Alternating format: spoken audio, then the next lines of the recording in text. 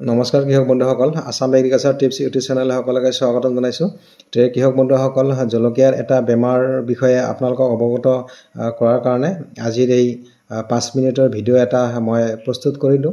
আৰু কৃষক বন্ধুসকল, আশা কৰোঁ ভিডিঅ'টো আপোনালোকে সম্পূৰ্ণৰূপে চাব আৰু মই যিখিনি কথা কওঁ আপোনালোকে মনোযোগেৰে শুনিব। আৰু আপোনালোকৰ জলকীয়াত যদি এই বেমাৰটো লগা দেখা পায়, আপোনালোকে একেবাৰে 100% কি ফাংগিচাইড ব্যৱহাৰ কৰি আপোনালোকে এই বেমাৰ নিৰ্মূল কৰিব পাৰিব।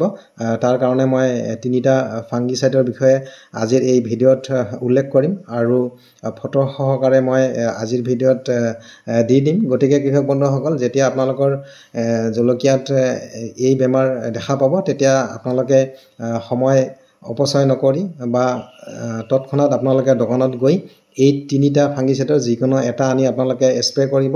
আপোনালোকে 100% এই বেমাৰৰ পৰা হাত সাৰি থাকিব পাৰিব। কৃষক বন্ধুসকল, আজিৰ মোৰ এই ভিডিঅ'ৰ বিষয়বস্তু বা মোৰ কথাবিলাক যদি আপোনালোকৰ কিবা কামত অহা বুলি ভাবে, আপোনালোকে মোৰ ভিডিঅ'টো লাইক নিশ্চয় কৰিব। আৰু কোনোবাই নতুনকৈ যদি মোৰ চেনেলৰ ভিডিঅ' চাই আছে, আপোনালোকে চেনেলটো ছাবস্ক্ৰাইব কৰি ৰাখিব। খেতি সন্দৰ্ভীয় এনেকুৱা ভিডিঅ' আগন্তুক দিনত পাই থকাৰ কাৰণে। গতিকে মোৰ চেনেলত বহুত ভিডিঅ' আছে, আপোনালোকে ভিডিঅ'বিলাক চাব। কৃষক বন্ধুসকল, প্ৰথম কথা হ'ল যোনটো জলকীয়াৰ বেমাৰ, যাক আমি ডাল পচা বেমাৰ বা ইংৰাজীত আমি ডাইবেক ডিজিজ বুলি কওঁ। গতিকে সেইটো বেমাৰৰ বিষয়ে আজিৰ এই ভিডিঅ'টো। গতিকে কৃষক বন্ধুসকল, আপোনালোকৰ জলকীয়াত যদি এই বেমাৰ দেখা দিয়ে, তৎক্ষণাত যদি আপোনালোকে ফাংগিচাইড ব্যৱহাৰ নকৰে বা ভেকুৰনাশক যদি ব্যৱহাৰ নকৰে, 3, 4, 5 দিনৰ ভিতৰত আপোনালোকৰ কিন্তু জলকীয়া বাৰীৰ বহুত জলকীয়া নষ্ট হ'ব এনেকৈ। আৰু ওপৰৰ পৰা ডালবিলাক শুকাই অৱশেষত গছজোপা মৰি যাব। গতিকে কৃষক বন্ধুসকল, ইয়াক ডাইবেক বুলি কোৱা হয় আৰু আমি সহজতে ইয়াক নিৰাময় কৰিব পাৰোঁ। গতিকে আজিৰ ভিডিঅ'ত মই 3টা ফাংগিচাইডৰ বিষয়ে আপোনালোকক অৱগত কৰিম আৰু আপোনালোকে কি পৰিমাণৰ আৰু এই ফাংগিচাইডবিলাকত কি কেমিকেল থাকে, গতিকে সেই বিষয়েও অৱগত কৰিম। কৃষক বন্ধু, প্ৰথম যোনটো ফাংগিচাইড সেইটো হৈছে কাষ্টিডিয়া। এইটো আদামা কোম্পানীৰ কাষ্টিডিয়া। ইয়াত এজেক্সষ্ট্ৰবিন 11%, ইয়াৰ লগত আছে টেবুকনাজল 18.3%। গতিকে এইটো আপোনালোকে প্ৰতি লিটাৰ পানীত 1 ml মিহলাই আপোনালোকে স্প্ৰে কৰিলে, মোটামুটি সপ্তাহত 2বাৰ স্প্ৰে কৰিলে এই বেমাৰ একেবাৰে 100% নিৰাময় কৰিব পাৰিব। আৰু দ্বিতীয় যোনটো ফাংগিচাইডৰ বিষয়ে মই আপোনালোকক জনাম, সেয়া হৈছে এমিষ্টাৰ টপ। এইটো এটা ভাল ফাংগিচাইড বা ভাল ভেকুৰনাশক। ইয়াতে এজেক্সষ্ট্ৰবিন 18.2% আছে আৰু ডাইফেনাকোনাজল 11.4% আছে। গতিকে সেইটো এটা ভাল ফাংগিচাইড, বিশেষকৈ এই বেমাৰৰ কাৰণে। গতিকে আপোনালোকে কাষ্টিডিয়া, এমিষ্টাৰ টপ যিকোনো এটা স্প্ৰে কৰিব পাৰে। আৰু এমিষ্টাৰ টপো প্ৰতি লিটাৰ পানীত আপোনালোকৰ যোনটো পৰিমাণ সেয়া হৈছে 1 ml। গতিকে তেনেকৈ আপোনালোকে স্প্ৰে কৰিব আৰু এইটো সপ্তাহত 2বাৰ যদি আপোনালোকে কৰে, এই বেমাৰ একেবাৰে 100% নিৰাময় হৈ যাব।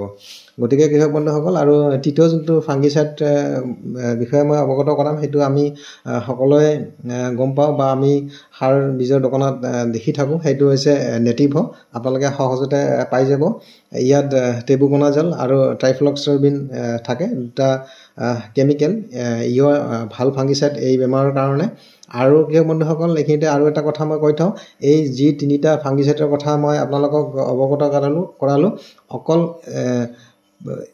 এই ডাল পচা বা ডাইবেক বেমাৰৰ কাৰণে নহয়, আৰু এই ফাংগিচাইডবিলাকে বিভিন্ন বেমাৰ আজাৰৰ কাম কৰিব।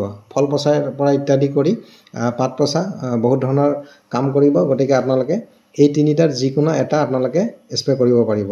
কৃষক বন্ধুসকল, চাওক, আমি যেতিয়া আমাৰ জলকীয়াত তেনেকুৱা বেমাৰ চেমাৰ দেখা পাওঁ, আমি তাৰপিছত কি স্প্ৰে কৰিম নকৰিম এনেকুৱা ভাবি থকাতে আমাৰ সময় যায়।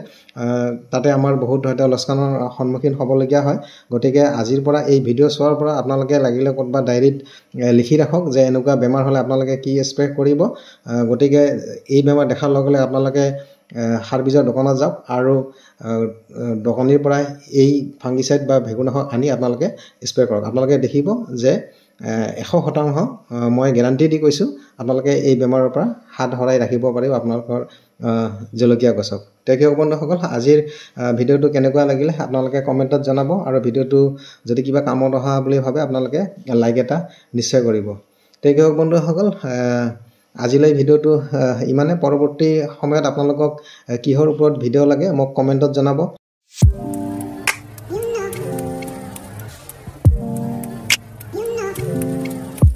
বা যিকোনো খেতিৰ বেমাৰৰ কাৰণে কি ভিডিঅ' লাগে মোক আপোনালোকে অৱগত কৰাব কমেণ্টত। আজিলৈ ভিডিঅ'টো ইমানে। ধন্যবাদ।